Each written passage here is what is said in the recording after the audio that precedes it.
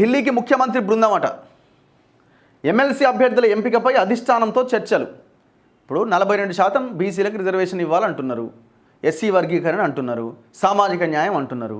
మరి ఇప్పుడు 42% చేసినా 2 సీట్లు అయితే రావాలిగా, 4లో 2 సీట్లు అయితే రావాలిగా బీసీలకి. ఓ ఎస్సీకి ఇవ్వాల్సిందే, ఎస్టీకి ఇవ్వాల్సిందే. మరి ఆల్రెడీ మీరు రెడ్లు కానీ మిగతా కమ్యూనిటీలంతా పెద్ద ఎత్తున ఉన్నారు శాసన మండలిలో. మళ్ళీ ఇంకా అవకాశం ఏంది? మళ్ళీ ఇంట్లో ఇద్దరు రెడ్లను పెడదామని చూస్తున్నారు. నాకు కాంగ్రెస్ లీడర్ చెప్తున్నాడు, కాదట అన్న, 2 రెడ్లకి ఇస్తారట, ఒకటి కమ్మకి ఇస్తారట, ఒకటి వెలమకి ఇస్తారట అని కూడా మాట్లాడుకుంటున్నారు. మరి నిన్న క్యాబినెట్ మీటింగ్లో మీరు పెట్టిన ఈ బీసీలకు 42% రిజర్వేషన్ అన్న దానికి ఏం అర్థం ఉన్నది? ఇగో ముఖ్యమంత్రి రేవంత్ రెడ్డి శుక్రవారం ఢిల్లీ వెళ్తున్నారు. ఆయనతో పాటు ఉప ముఖ్యమంత్రి భట్టి విక్రమార్క, మంత్రి ఉత్తమ్ కుమార్ రెడ్డి, పిసిసి అధ్యక్షుడు మహేష్ కుమార్ గౌడ్ కూడా ఢిల్లీ వెళ్ళబోతున్నారు. కాంగ్రెస్ రాష్ట్ర ఇన్ఛార్జ్ మీనాక్షి నటరాజన్తో కలిసి వారంతా ఏఐసిసి ప్రధాన కార్యదర్శి కేసీ వేణుగోపాల్ను శుక్రవారం సాయంత్రం కలుస్తారు. అదేవిధంగా ఏఐసిసి అధ్యక్షుడు మల్లికార్జున ఖర్గేతో కూడా భేటీ అవుతారు. తెలంగాణలో జరుగుతున్న ఎమ్మెల్యే కోటా, ఎమ్మెల్సీ ఎన్నికల నేపథ్యంలో అభ్యర్థుల ఎంపికపైన వారితో చర్చిస్తారు. 2 రోజులు సీఎం బృందం ఢిల్లీలోనే ఉండే అవకాశం ఉంది. ఎమ్మెల్సీ అభ్యర్థుల నామినేషన్ గడువు ఈ నెల 10వ తేదీ వరకు ఉన్న విషయం తెలిసిందే. ఇవాళ 7వ తేదీ, 8, 9 మధ్యలో 2 రోజులు ఉంది. 10 లోపు క్లోజ్ చేయాలి ఈ విషయాన్ని. ఏం చేస్తారు మరి? ఇప్పుడు ఇందులో అద్దంకి దయాకర్కి పాపం ఆయనకి ఇవ్వాల్సిందే. ఇక ఆయనకి ఈసారి కూడా ఇవ్వకపోతే ఇక మీ సావు మీరు రాసుకున్నట్టు, మీ సావు మీరు లిఖితపూర్వకంగా మీ ఏఐసిసి లెటర్ ప్యాడ్ మీద రాసుకున్నట్టే. బీసీలకు 2 రావాల్సిందే, ఇంకోటి మిగిలింది ఒకటి. అదే ఒకటి ఎవరికి ఇస్తారన్నది డిసైడ్ చేసుకోవాలి. ఇంకా మళ్ళీ దీంట్లో ఢిల్లీకి పోయి దీంట్లో తేల్చాల్సింది ఏముంది? ఇలా ఫోన్ల మీద కాదా? ఇగో ఎమ్మెల్సీ అభ్యర్థుల ఎంపికపై డిస్కషన్. స్వేచ్ఛ వాళ్ళు ఈ వార్త రాసిరు. క్యాబినెట్ భేటీ తర్వాత కీలక సమావేశం జరిగిందట. మంత్రులతో విడిగా సీఎం రేవంత్ రెడ్డి భేటీ, ఎమ్మెల్యే కోటా, ఎమ్మెల్సీ అభ్యర్థులపైన చర్చ. రాష్ట్ర ప్రభుత్వం ప్రతిష్టాత్మకంగా నిర్వహించిన కులగణన, ఎస్సీ వర్గీకరణ అంశాలపై ఆయా కమిషన్లు ఇచ్చిన రిపోర్ట్లకు మంత్రివర్గం ఆమోదం తెలిపింది. స్థానిక సంస్థల్లో బీసీలకు 42% రిజర్వేషన్లు కల్పించేందుకు వీలుగా ఇప్పటికే రూపొందించిన ముసాయిదా బిల్లుకు క్యాబినెట్ ఓకే చెప్పింది. విద్యా, ఉద్యోగ రంగాల్లో 42% రిజర్వేషన్ అమలు చేయడానికి అంగీకారం తెలిపింది. ఇదంతా చదివిందే.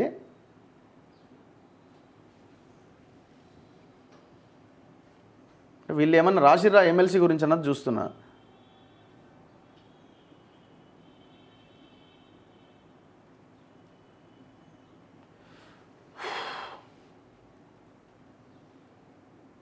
సరే, ఇది పక్కన పెడితే ఇప్పుడు ఈ ఎమ్మెల్సీలు ఎవరికి ఇవ్వబోతున్నారు అన్నది ప్రధానంగా చర్చ నడుస్తున్నది. ఎమ్మెల్యే కోటా ఇది చాలా ఈజీగా అయిపోద్ది, దానికి పోటీ కానీ ఇంకోటి కానీ ఏముండదు, ఆటోమేటిక్గా వాళ్ళు అయిపోతారు, ఖర్చు లేనటువంటిది. ఇప్పుడు ఎవరికి ఇవ్వాలి ఇది?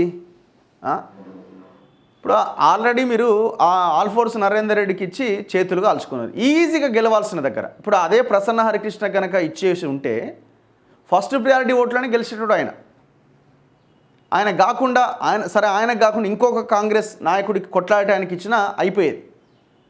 మళ్ళీ మీరు 42% రిజర్వేషన్ ఈడబలుకుతారు, మళ్ళీ అదే రెడ్డికి మళ్ళీ నరేందర్ రెడ్డికి టికెట్ ఇచ్చారు. పోనీ ఆ నరేందర్ రెడ్డి అయినా కావచ్చు, ఎవరైనా కావచ్చు, ఇస్తే ఇచ్చిర్రు. ఎట్లా అంటే ఆయనకి ఇవ్వాలా? ఇప్పుడు నరేందర్ రెడ్డి ఎట్లా గెలిచిండు? నరేందర్ రెడ్డి మొత్తం లిస్ట్ అంతా రెడీ చేసుకొని డబ్బులు ఎవ్వరు పంచలేదని నేను అంటే, ఒక ప్రసన్న హరికృష్ణ అసలు పంచలే.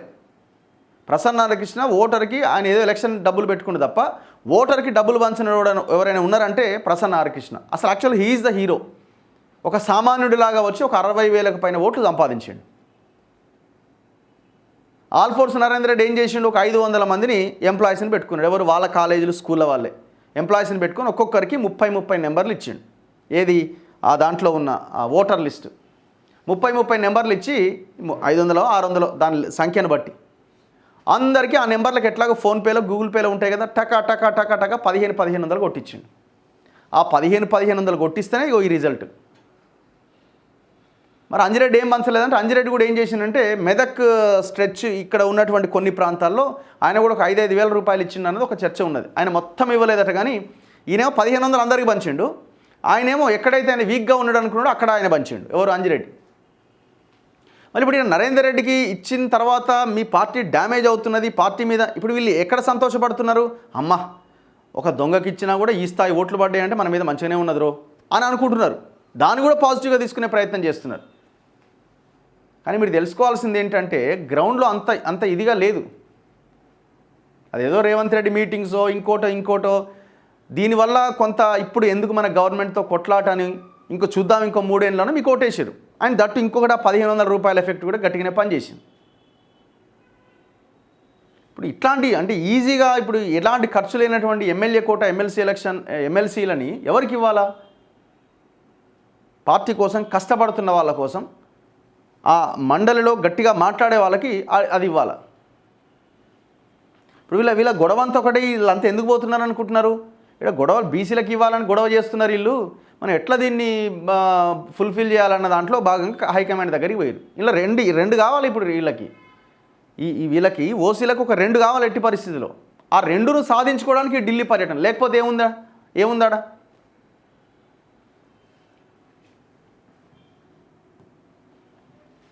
ఎంతమంది పాపం వాళ్ళు ఓయూలో మీ విద్యార్థి నాయకులు ఉన్నారు, ఇవ్వచ్చు కదా. ఒకటో రెండో వచ్చిన దగ్గర ఒకటో రెండో ఇవ్వచ్చు కదా. ఎన్ని కార్పొరేషన్ పదవులు ఉన్నాయి, అందులో ఒక 5వ పదవి ఇవ్వచ్చు కదా. వేం నరేందర్ రెడ్డి ఆల్రెడీ సలహాదారుడైనా, ఎందుకే ఆయనకి ఎమ్మెల్సీ చెప్పండి? ముఖ్యమంత్రి తర్వాత ముఖ్యమంత్రి షాడో లాగానే ఉన్నావు కదా, నువ్వు సలహాలు ఇచ్చుకుంటున్నావు. మళ్ళీ ఎమ్మెల్సీ దేనికి? ఇంకెవరి పేరు? ఆయన హర్కర వేణుగోపాల్ పేరు వినిపిస్తున్నారు. ఆయన ఆల్రెడీ దాని ఏదో సలహాదారుడు ఏదో పెట్టినారు. మరి ఇంకా ఎన్ని పోస్టులు ఇవ్వాలా? ఉన్న వాళ్ళకి ఎన్ని ఇస్తారు?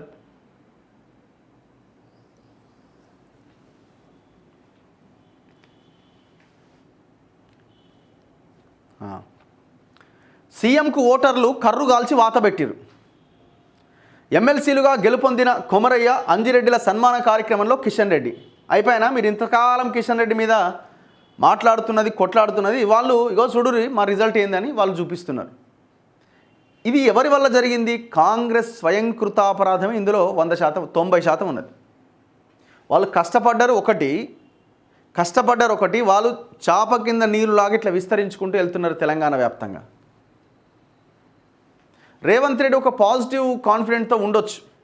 సరే బీజేపీ పైకి వచ్చినా ఇక్కడ మైనార్టీ ఓటు బ్యాంక్ కూడా చాలా కీలకం కాబట్టి మైనార్టీలు ఓటు బీఆర్ఎస్ లేకుండా పోతే మైనార్టీ ఓటు అంతా కాంగ్రెస్కే పడుతుంది, అప్పుడు కాంగ్రెస్ వర్సెస్ బీజేపీగా ఫైట్ ఉంటుంది అన్న రేవంత్ రెడ్డికి కాన్ఫిడెన్స్ ఉండొచ్చేమో. కానీ కాంగ్రెస్ని కొట్టడం బీజేపీకి పెద్ద సమస్య కాదనుకుంటున్నాను నేను అనుకోవడం. ఒక ప్రాంతీయ పార్టీని కొట్టడం ఇబ్బంది కావచ్చు, కానీ కాంగ్రెస్ని కొట్టడం బీజేపీకి పెద్ద ఇబ్బంది కాదు. చూస్తున్నాం కదా మన దేశవ్యాప్తంగా. గెలవాల్సిన హర్యానాలో బీజేపీ ఎట్లా గెలిచింది? అక్కడ కాంగ్రెస్కి అవకాశం ఉంది, అయిపోయింది అని ఎగ్జిట్ పోల్స్ అది ఇది చెప్పిన తర్వాత ఎట్లా బీజేపీ అక్కడ గెలిచింది?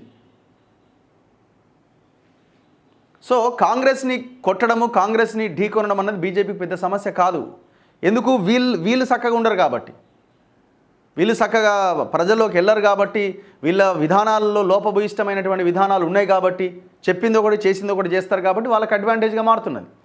వాళ్ళు ఏం చేస్తారు, ఏందో వాళ్ళు ఎంత గొప్పలనే పక్కన పెట్టండి.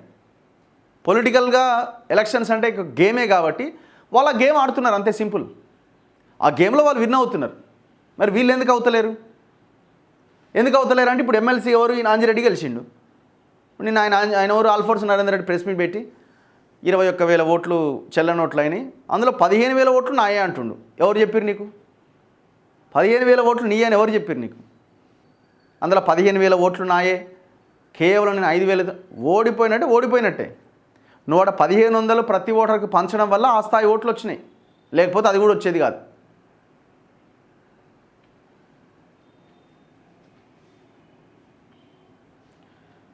ఎమ్మెల్సీ ఎన్నికల్లో సీఎంకు ఓటర్లు కర్రుగాల్చి వాతబెట్టారని కేంద్ర మంత్రి బీజేపీ రాష్ట్ర అధ్యక్షుడు కిషన్ రెడ్డి ఎద్దేవా చేశారు. ఎమ్మెల్సీలుగా గెలుపొందిన మల్క కొమరయ్య, చిన్నమైల్ అంజిరెడ్డిలతో పాటు ప్రజాప్రతినిధులు, కార్యకర్తలతో కలిసి గురువారం పార్టీ రాష్ట్ర కార్యాలయంలో విజయోత్సవ సంబరాల్లో కిషన్ రెడ్డి పాల్గొన్నారు. ఆయన్ను పార్టీ నేతలు శాలువాతో సన్మానించారు. ఈ సందర్భంగా బేగంపేటలోని ఒక హోటల్లో మీడియాతో కిషన్ రెడ్డి మాట్లాడారు. ప్రధానమంత్రి నరేంద్ర మోదీ ట్వీట్ చేసిండు ఎమ్మెల్సీ ఎలక్షన్ల మీద, చాలా గొప్ప విజయం సాధించినారని. ఒక ప్రైమ్ మినిస్టర్ అంటే వాళ్ళు ఏ స్థాయిలో ఒక కీన్ అబ్జర్వేషన్తో ఇక్కడ పార్టీని ముందుకు తీసుకెళ్లాలన్న ప్రయత్నం చేస్తున్నారన్నది కాంగ్రెస్ ఆలోచించాలా. అండ్ ఇంకోటి, గ్రాడ్యుయేట్ అండ్ టీచర్ ఎమ్మెల్సీ ఎన్నికల మీద సమన్వయలేమితో ఓడిపోయారట. సమన్వయలేమితో అంటే మీరు చిత్తశుద్ధితో ఉండి సమన్వయలేమితో ఓడిపోయారా? ఇప్పుడు ఈయన ఎవరు, ఆయన ఆల్ఫోర్స్ నరేందర్ రెడ్డి పోటీ చేసిండు. ఎక్కడైనా నిజామాబాద్, కరీంనగర్, మెదక్, ఆదిలాబాద్. ఇంకొకరు మీ కాంగ్రెస్ పార్టీ టికెట్ ఆశించి బీసీ వాదంతో ప్రసన్న హరికృష్ణ పోటీ చేసిండు. ఇప్పుడు మీకు రెబల్గా ఒక వ్యక్తి బీసీ వాదంతో మీరు పోటీ చేసినప్పుడు మీరు ఏం చేయాలా? బీసీ నాయకులని వాడుకోవాలి కదా. ఎలక్షన్ అంటేనే గేమ్ లాగా తయారైపోయింది. మీరు చేయాల్సిన పని గురించి చెప్తున్నా. ఇప్పుడు మధు యాష్కి గౌడ్ నాడు నిజామాబాద్ ఎంపీగా పనిచేసిండు. మధు యాష్కి గౌడ్ని ఏమైనా మీరు పరిగణలోకి ఆయనకి ఏమైనా ఫోన్ చేసి ప్రచారంకి రమ్మని తీసుకుపోయిరా? ఆయనకు కనీసం ఇన్ఫర్మేషన్ కూడా లేదు. టికెట్ ఇచ్చేటప్పుడు లేదు, ఇచ్చిన తర్వాత కూడా లేదు. అది అయిపోయింది, అది పక్కన పెట్టండి. అండ్ ఇదే కరీంనగర్ కానీ ఇటు ఆదిలాబాద్, నిజామాబాద్ ఏరియాలో చాలామంది ఉస్మానియా యూనివర్సిటీకి చెందిన విద్యార్థి నాయకులు ఉన్నారు. ఇప్పుడు ఆ కోటా శ్రీనివాస్ కానీ, దుర్గం భాస్కర్ కానీ, దరు వెల్లన్న కానీ వీళ్ళంతా ఉద్యమ నాయకులే కదా వీళ్ళు. యూత్ని ఆకర్షించే నాయకులే కదా వీళ్ళు. అసలు వాళ్ళకి ఫోన్లు చేసి ప్రచారంకి రమ్మని చెప్పిరా మీరు? మొత్తం అసలు ఓట్లే లేని చదువురాని ఎమ్మెల్యేలకు చేతిలో పెట్టి, ఎంపీల చేతిలో పెట్టి, చదువురాని వాళ్ళంతా ఎంపీలు కూడా లేరనుకోండి, 4 బీజేపీ వాళ్ళే ఉన్నారు ఎమ్మెల్యేలు, వాళ్ళ చేతిలో పెట్టి వాళ్ళు ఆ చదువురాని టీంని ఒకటి ఏర్పాటు చేసుకొని అసలైన వాళ్ళని ప్రచారానికి రాకుండా చేసిరు మీరు. ఇది సమన్వయం లేమి ఎట్లయితుంది? మీరు కావాలనే మీరు చిత్తశుద్ధి లేని పనిచేసి కాంగ్రెస్ కార్యకర్తలని ఇవాళ అవమానించారు.